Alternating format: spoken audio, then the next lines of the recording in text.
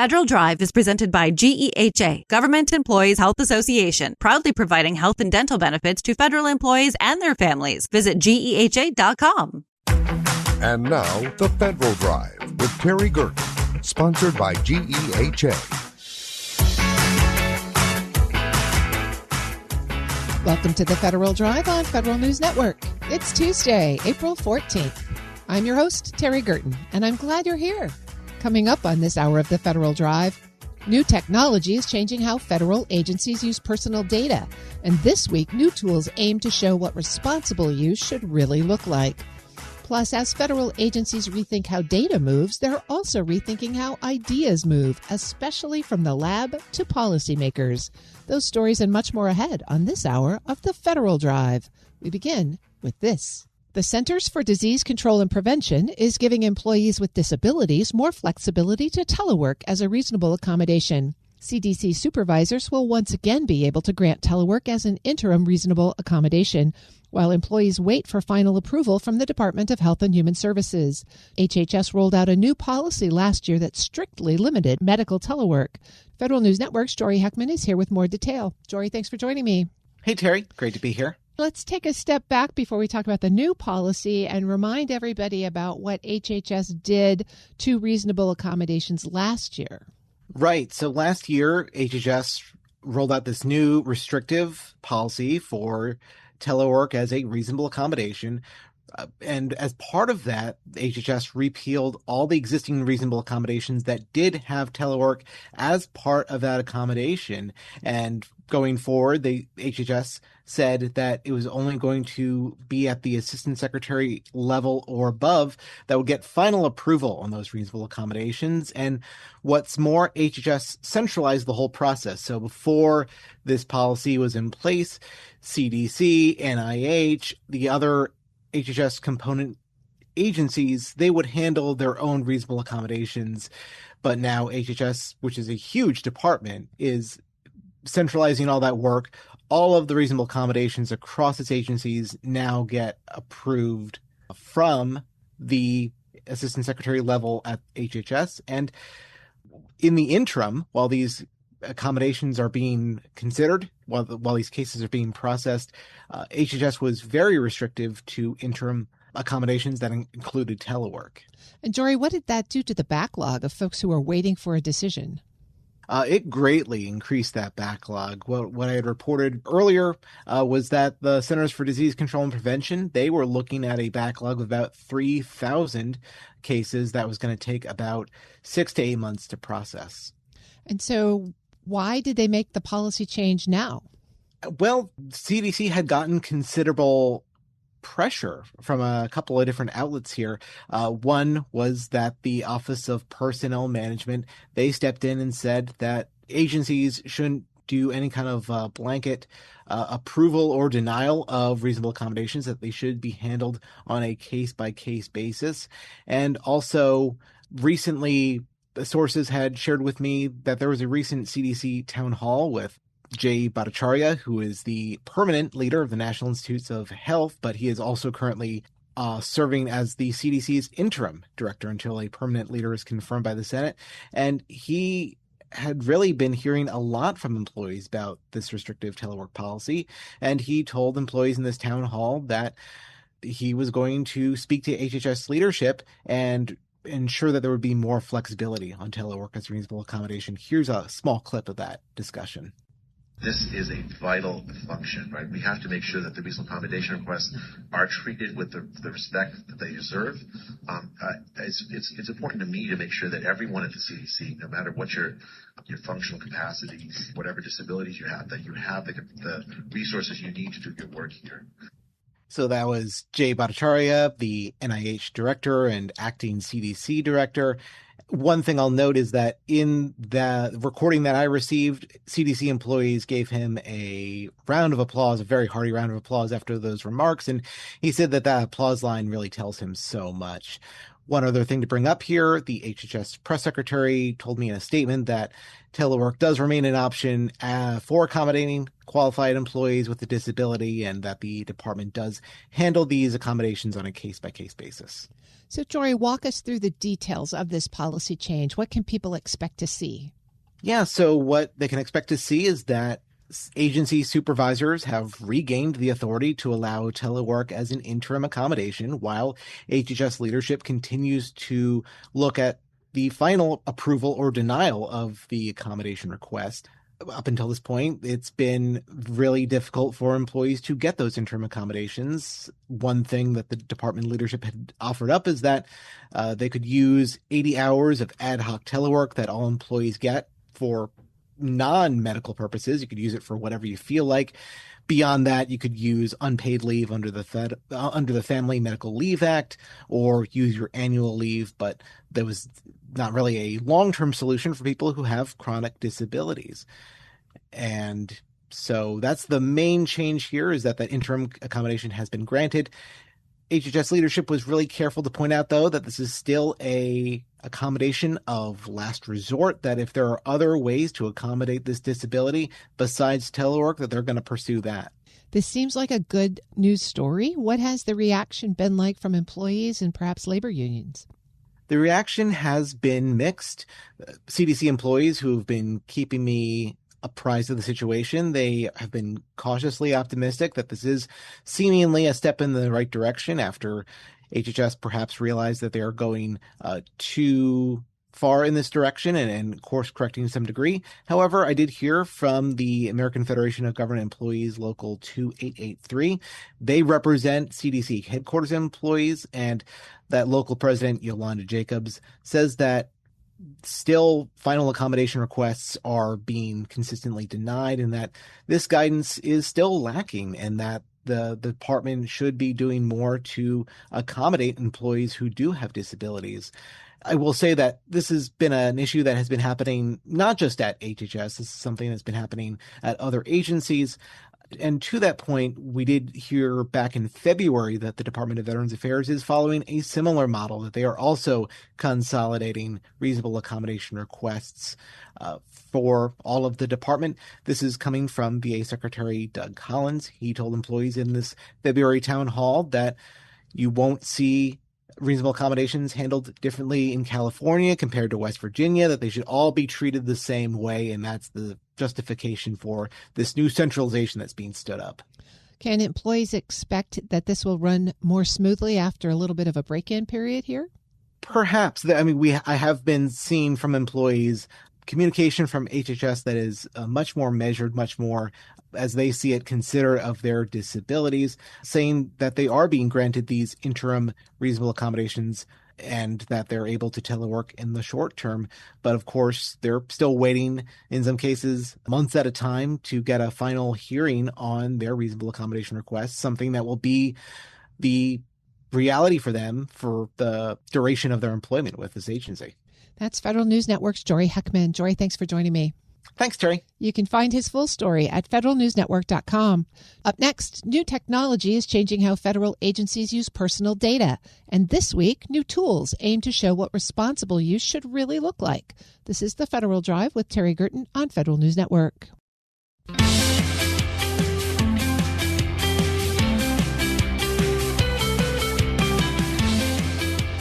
Welcome back to the Federal Drive with Terry Gerton on Federal News Network. From cross-agency data sharing to AI-driven analysis, federal programs now rely on personal information in ways the Privacy Act never fully anticipated. As new resources from the Association of Public Data Users roll out this week, they aim to clarify how data actually moves, where risks emerge, and what reasonable expectations should look like today. Beth Ann Barnes from APDU joins me to walk through these challenges. Beth Ann, thank you so much for joining me this morning.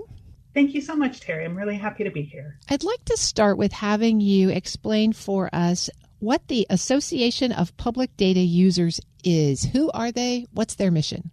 Sure. So the Association of Public Data Users, or APDU for short, is a national network that links users of government data to the producers and the disseminators, the people who get it out into the world, in order to help folks really be informed about what those data are and what the issues around collection, dissemination, preservation of data so that we've got access to it, and what accurate interpretation of public data is.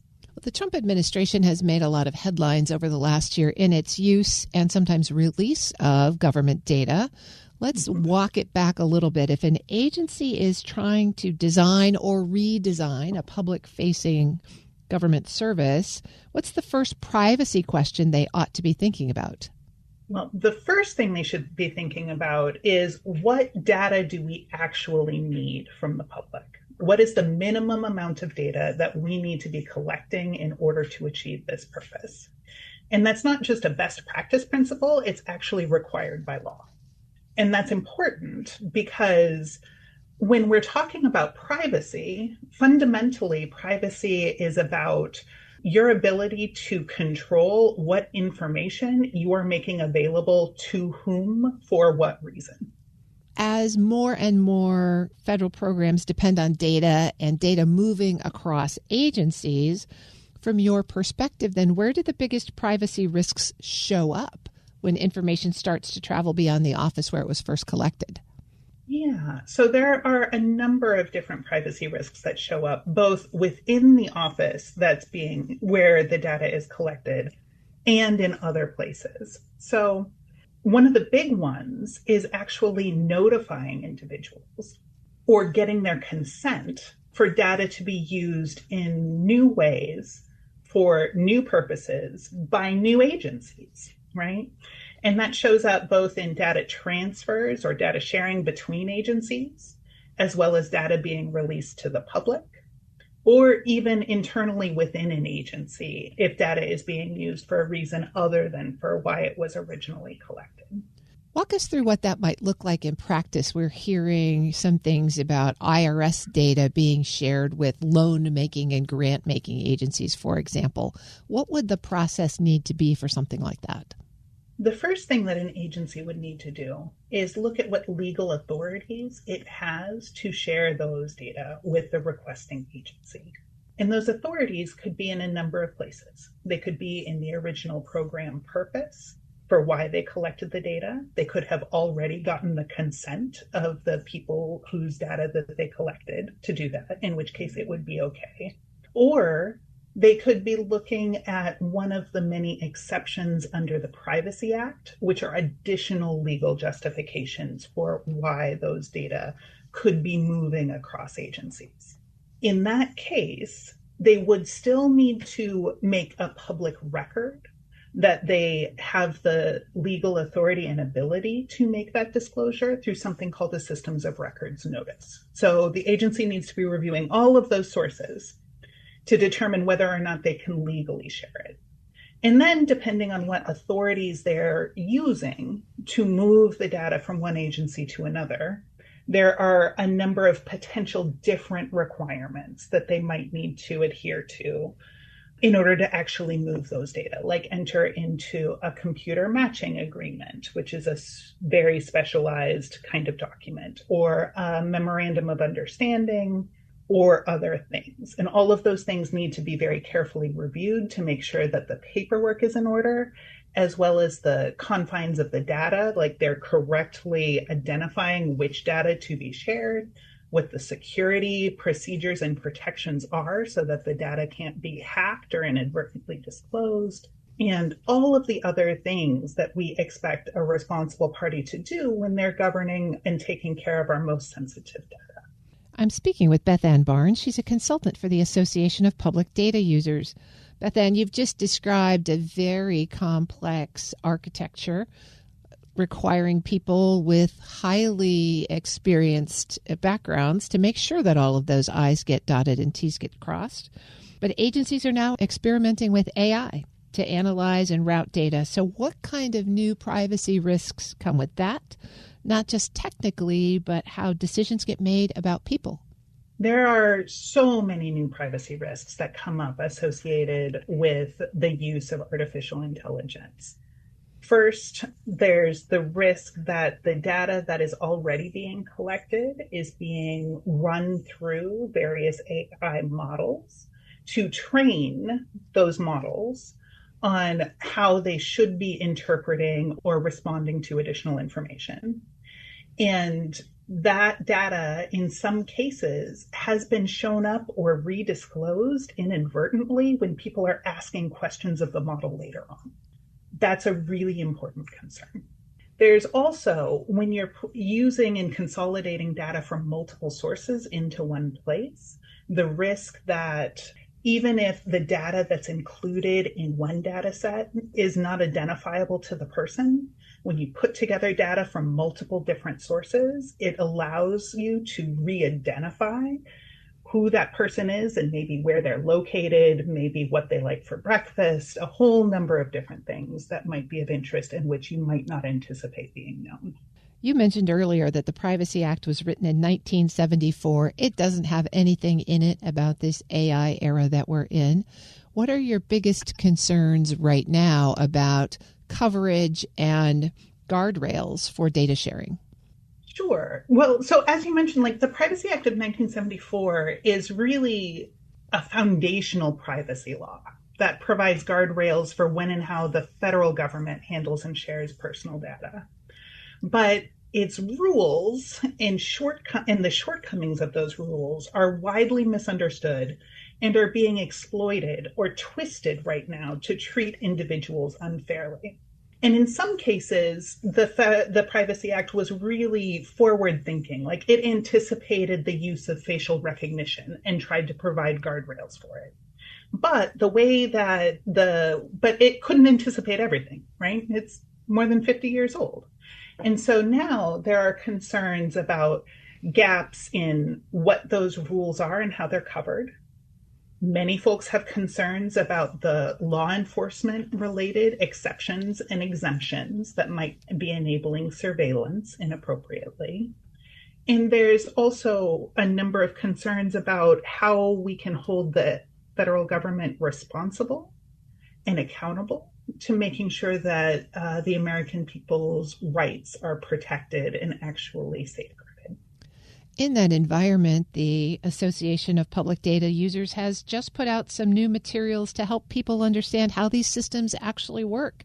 How do they help someone inside or outside of government see where their information might go and who might use it? Sure. So there are a series of 4 different resources.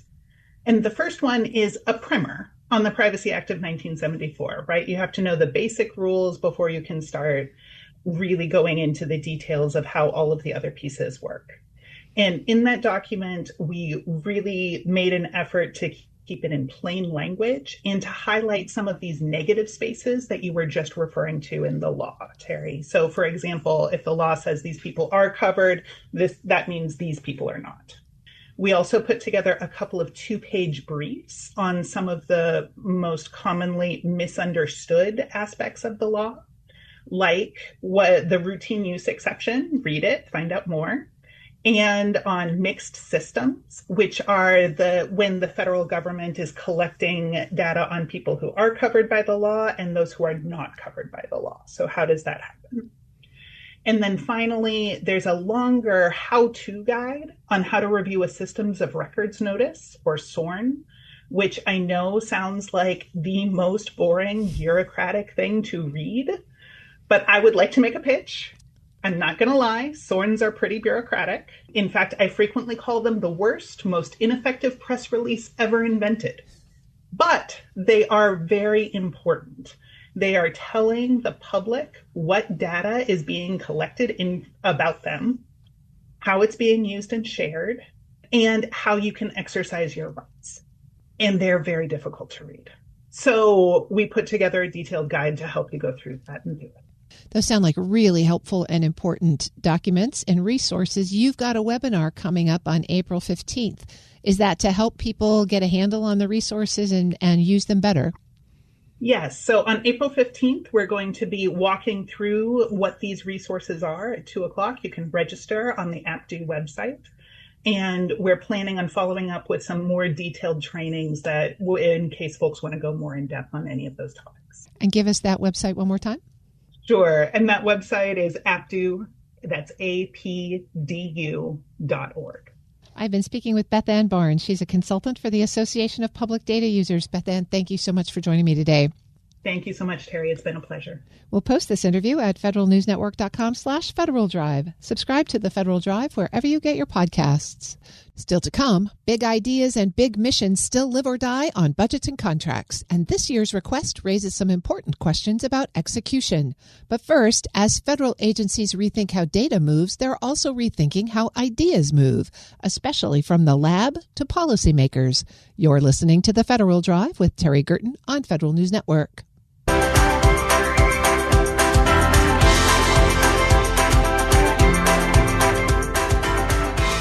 Welcome back to the Federal Drive with Terry Gerton on Federal News Network. This week, early career scientists will step up to a microphone and have 3 minutes to explain their research to policymakers. Without jargon and with only one slide, the National Lab Research Slam is designed to move ideas out of the lab and into federal decision-making faster.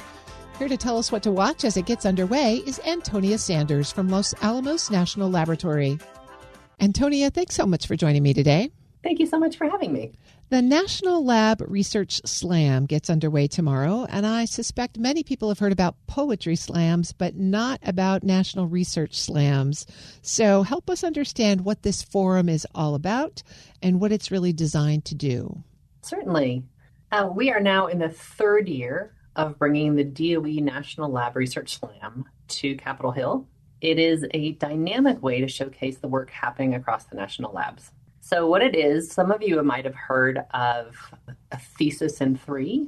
So we ask early career researchers, there's one from each of the 17 national labs, and they have to come and share their science to a non-technical audience in 3 minutes. So it's a fast-paced science communication competition. And again, it's primarily early career researchers. Most of them are postdocs or within 5 to 6 years of receiving their PhD. How do you select just one from each lab to have this opportunity? That's a good question. Most of the national labs now, because we've been doing this for a few years, most of the labs have a local competition. Some of us even have regional competitions. So I know there's at least one regional competition in California, and there's one, the Rio Grande Slam, which is between Colorado and New Mexico labs. And so we select our finalists through local competitions. And then often the lab directors, if there's sort of a tie or a couple options, the lab directors will select their final candidate. 3 minutes of non-technical science explanation can be pretty challenging. What do these candidates learn most as they go through this process? It is a challenge. They work really hard to be precise and detailed. They have to distill their work, years of their work, throughout their graduate school and PhD work into 3 minutes. It's really valuable because it forces them to focus on what really matters and why their work is important to the general public and to the policymakers who we are sharing our science with tomorrow. You're doing this on Capitol Hill, so presumably there will be members and staff available to participate as audience members here. What is it that you really want to convey to those key decision makers through this process? We want to convey that science is really important to our nation, and the work that we do across the national labs impacts the people in our country. So these finalists are sharing their science with policymakers, the people shaping policy and the funding decisions. And so it helps the policymakers to hear directly from the scientists about the impact that their work has on our nation. As we're describing this format, it's obviously very different from a traditional research conference where people would present papers for hours and take questions from a scientific audience. What does the SLAM format allow the researchers to do differently and communicate differently than a more conventional science conference format? Oh, this is a significantly shorter and very precise communication style. So their communication is not to their colleagues. Their communication is to the general public and policymakers who likely don't understand all the jargon and the specifics of their field. So there's a lot of analogies, there's a lot of generalizations about some of the work. So they talk about their work, and then they talk about why this is important to the country and why this is important to fund. I'm speaking with Antonia Sanders. She's the Postdoctoral and Students Programs Director at Los Alamos National Lab. Antonia, the National Labs support a wide range of agency missions, everything from energy and climate to security and science. So as this event begins, how are you thinking about connecting these early stage researchers to those longer term priorities at the labs? So the finalists for this event really have a powerful career development opportunity throughout this event. They're building skills that they'll carry with them throughout their careers. They learn how to communicate across different disciplines. They're learning how to engage various stakeholders. And they're really learning how to be ambassadors for their work, which applies to all of the DOE national labs and the science missions that we're trying to accomplish. We need to be able to inform the public why our work is important. And teaching these early career staff how to do this in such an engaging and thoughtful way prepares them for the rest of their career and advances DOE missions and goals to share our science with the world. You mentioned that this is the third instance of the SLAM. What have you seen as the results of the two previous ones? Are research opportunities expanding? Is there more collaboration across the labs? Maybe just more awareness of the work? We've really seen this event mature over the last few years. So in the first year, we were just sort of introducing the idea. In the second year, we had strong participation and visibility. So now that we're in year 3, we're really working on building lasting impact. So we want the participants to take these skills back to their labs. We want to grow more interest across the system, and we want continued support from Congress. So this is becoming how we communicate DOE science more broadly. And we've certainly seen participants in the past years that have converted to staff within the National Lab System. So we enjoy keeping our talent within our organizations. But a lot of our postdocs and early career staff end up moving on to other industries or academia that continue to collaborate with the National Lab System and continue to support our growth in science. And how have you seen the reception from Congress and congressional staff change as you've matured the SLAM process? We've seen exceptional engagement from congressional staff. They appreciate the format because it's quick and it's a clear way to understand some of the complex topics that we're talking about. And they also, the members also really enjoy seeing the people behind the science. So today, the finalists are meeting with different congressional staff in sort of, the 17 finalists with 1 or 2 different congressional staff members. And they have simple conversations about science policy, about the importance of the science the National Lab System is doing. So this really increases engagement with congressional staff and our early career National Lab scientists. It sounds like a great opportunity to spread the word, and it sounds like a fun event as well. Good luck to all the participants tomorrow. Thank you so much. I've been speaking with Antonia Sanders. She's the Postdoctoral and Student Program Director at Los Alamos National Lab. Thank you so much for joining me today. Thank you, Terry. We'll post this interview at federalnewsnetwork.com/Federal Drive. Subscribe to the Federal Drive wherever you get your podcasts. Coming up next, big ideas and big missions still live or die on budgets and contracts. And this year's budget request raises some important questions about execution. This is the Federal Drive with Terry Gerton on Federal News Network.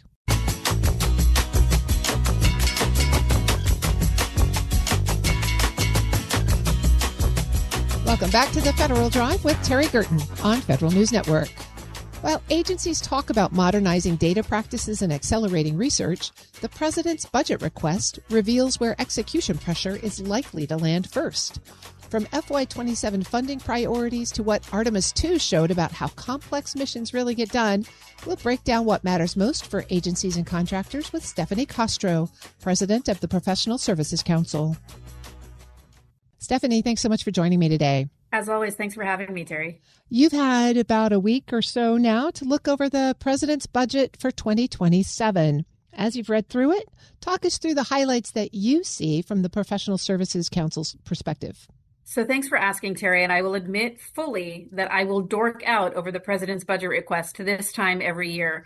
It is one of those documents that we comb through within not only my current job working with contractors, but when I was at the Pentagon and certainly when I was on Capitol Hill, really trying to read the tea leaves here about what the president's priorities are, how he feels about certain programs, etc. One of the themes that we've identified here from the Professional Services Council is that this president's budget request, even though we as a community of contractors were put through the ringer a bit over the last 14 months, this PBR, the president's budget request, does reflect a real sense that the administration thinks contractors are an essential part of government relations, or government operations, rather. We think of the workforce to achieve federal missions as a combined federal workforce. And what I mean by that is that it stresses military personnel, civil servants, and contractor personnel. And this president's budget request really does look at the integral role that contractors will play in achieving federal missions. And so I was very heartened by that. There's some pretty clear realignment of resources. Some of those priorities come through loud and clear in places that get more money and places that get less. As you look at how those priorities are reflected in the funding lines, where do you see the biggest execution challenges? I know a lot of airtime has been spent on this $1.5 trillion figure for the Department of Defense/War, right? It is a huge number, and it represents a 56% increase over what the president requested for FY26. So that is a huge dollar figure. I will say, though, what is telling is that this budget request has in its base budget 1.15 trillion and then an additional 350 billion for reconciliation. And I think it's interesting that they're counting reconciliation money as well as the base budget request to get to that 1.5 trillion. It is a huge increase, and it remains to be seen how Congress will respond because this is quite an uptick for the Department of Defense. Well, Congress is beginning the appropriations oversight hearings this week. What should federal leaders and managers be watching as those roll out to see where priorities are most likely to shift?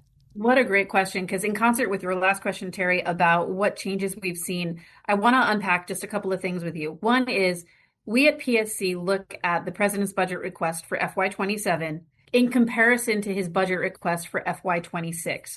And so you may recall in FY26 when the budget request finally did come out, it was later in the cycle, which was understandable because the president had to get inaugurated. He had to look through, and his team had to look through all of the budget documents. And so we saw a decrease in some of the budget requests for FY26 to represent his priorities at the time. Congress did come back through the appropriations process and actually plus up a lot of those accounts. And so, if the president requested, I'll give you an example, $43.5 billion for housing and urban development, but Congress eventually appropriated more than $84 billion for housing and urban development. And so we look at what the president just requested for 27 and compare it to what he had requested in 26. Then we also add in what Congress had decided to do. So I want to run through a few numbers with you, and I hate doing public math, but I'm going to try to do this the best that I can. So there are certain areas where the president has increased year over year his request, but it is still less than what Congress ended up appropriating for 26. So it's higher than what we saw last year at this time for a request, but it's lower than where Congress ended up funding 26. So there are examples for health and human services. The request this year is down more than 12% over what was enacted for 2026. For the Department of Education, it will come as no surprise that number is lower as well by about 3%. It's 13% lower for housing and urban development. So even though the president is requesting much more money in 27 than he did in 26, it's still less than what Congress appropriated for 2026.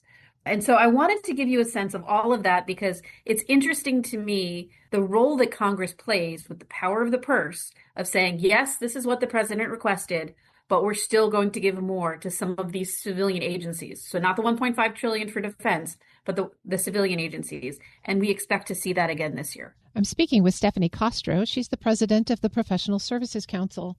Stephanie, I know you and lots of other folks will continue to sort through the budget, but I'm going to switch to a different topic now and let you put that budget under your pillow.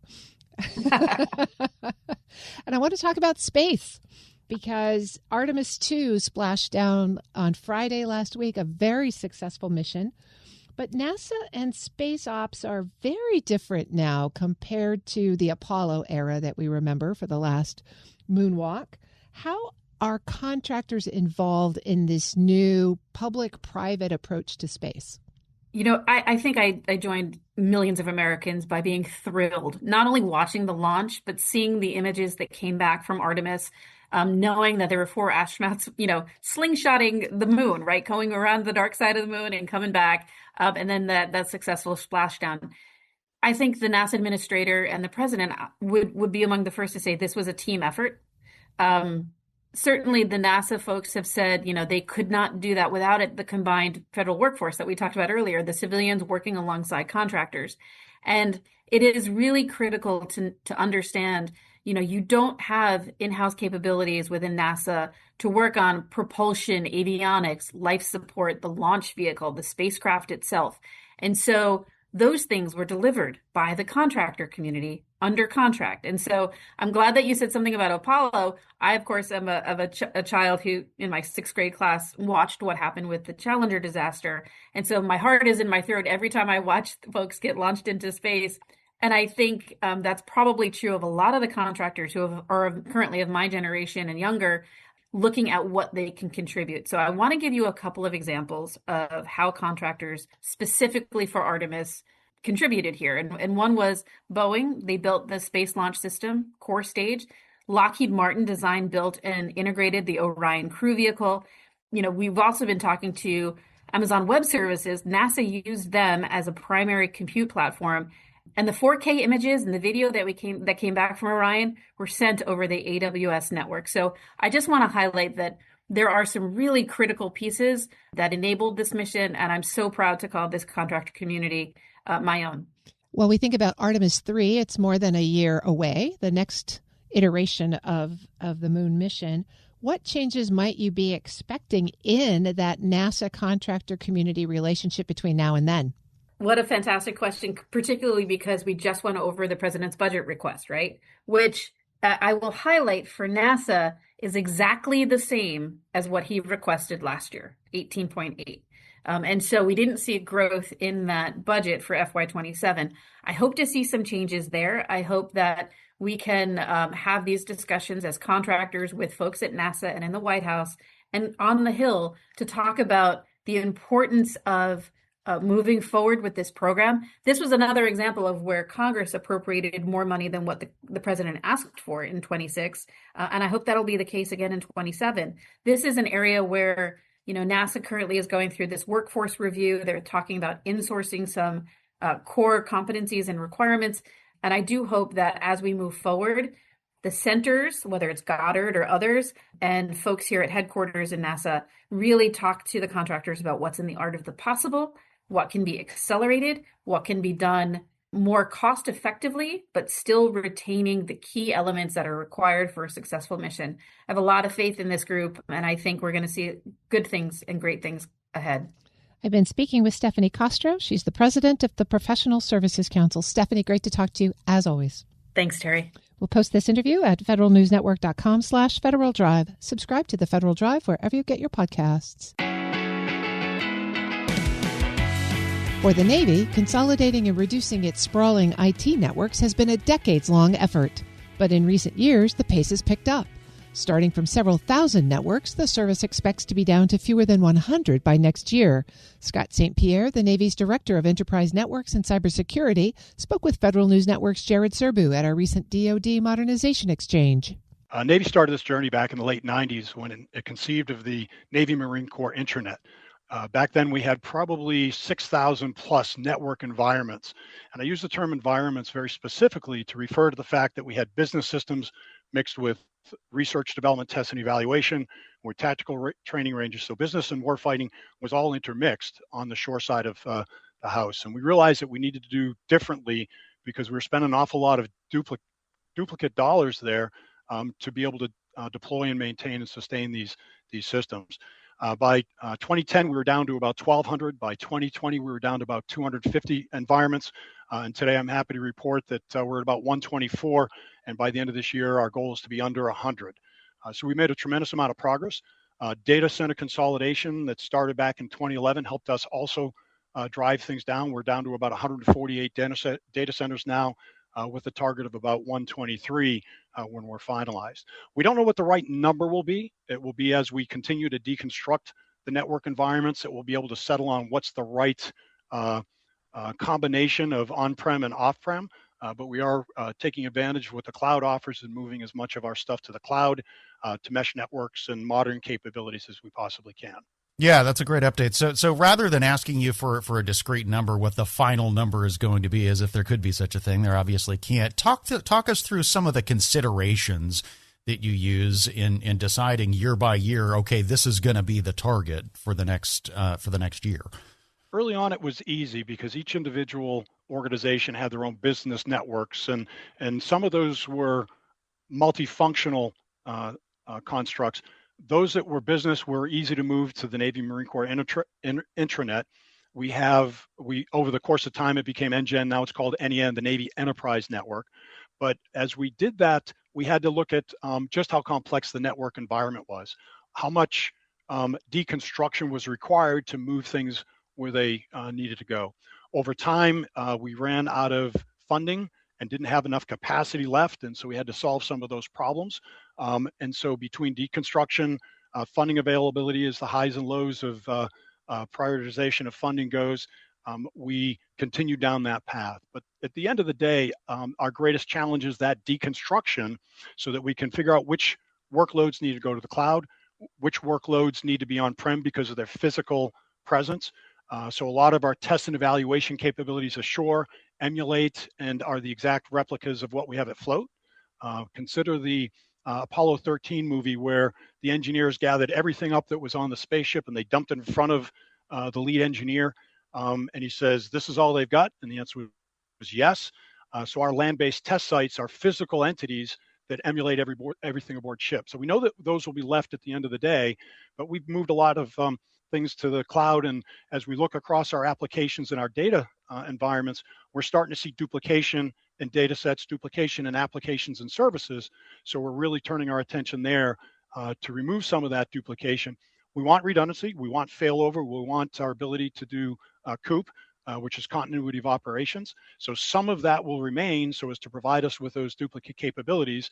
Same thing with a mesh network. We want to keep our transport so as to have those multiple paths to provide diversity of path as well as the ability to route things when we lose power due to an electrical storm or the like. So I'd like to take a couple steps back to what you were talking about a minute ago with the deconstruction piece of this. Talk us through a little bit about why that has been such a challenge and maybe like at what levels that work is happening in terms of echelon. And because I think that tells us a little bit about why this has been such a multi-year challenge to discover all of these enclaves before you can decide what to do with them.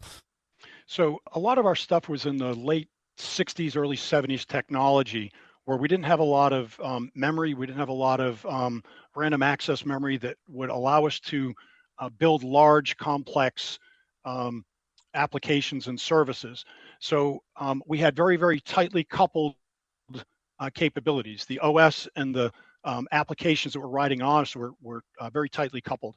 So the deconstruction is figuring out how do we modernize the applications to be used with our modern OSs, with our modern servers and switches and things of that nature. So that deconstruction took some time. We got to open architecture in 2008 for our warfighting capabilities by putting wrappers around things. And that enabled us to at least take that first step to move from the old mil-spec hardware environments to COTS technologies. So that was a big part of it. And as we looked across all of our network environments, we found that was more true than we realized, and so deconstructing those. And the second part of that, again, became the landing pads. Where are we going to move this to? So it wasn't until we started moving to the cloud in 2011 that we realized that we had options available to us that would allow us to literally either rewrite some of the simpler applications and move them to the cloud, or provide for the right interfaces to be able to lift and shift those capabilities to the cloud. So going from thousands to now under 100, at least as the target, maybe talk us through some of the benefits that you've seen so far from that consolidation, from reducing that top line number. So first and foremost, it's usability. Because our new hardware is the latest technology, we're seeing much greater speeds and ability to access applications. We aren't sitting and waiting for 3, 5, 10, 15 minutes for a computer boot up. So we're seeing near instantaneous, just like we have at home, start up and log on procedures. So it's much simpler and much improved usability for our workers. And that's important because that's one of the things that they oftentimes identify is, I'm tired of having to wait for my computer to boot up, and they go to greener pastures to go work in industry because industry typically does have the latest and greatest. Secondly, obviously, is the cost. By eliminating duplication of capabilities, we're driving down the cost. We're moving to enterprise services because, again, our ability to access quickly those thick clients is what we call them, where everybody's using the same applications, significantly improved over the late 90s, early aughts, where our compute capacity and capability wasn't quite as good as it is today. And that's everything from the server speeds to the switch speeds that allow us to readily access that, particularly the stuff that's in the clouds. So those are some of the things that we're seeing as immediate improvements. But now we shift to modern data analytics. We have the capacity now to do the big data analytics, which helps us start looking at our business data to find areas where we can become more efficient, as well as looking at anomalies in cyber detection, which allow us, again, to improve the overall capabilities to find that needle in a haystack associated with adversaries trying to attack our systems, whether they be warfighting or business systems. That's Scott St. Pierre, the Navy's Director of Enterprise Networks and Cybersecurity. To watch his full conversation with Jared Serbu, check out Federal News Network's DoD Modernization Exchange at federalnewsnetwork.com. The Federal Drive with Terry Gerton is produced by Eric White and Michelle Standiford. Our web editor is Stephanie Wright. For the latest updates, stay with federalnewsnetwork.com or follow us on Facebook, YouTube, and LinkedIn. I'm Terry Gerton. Thanks for listening.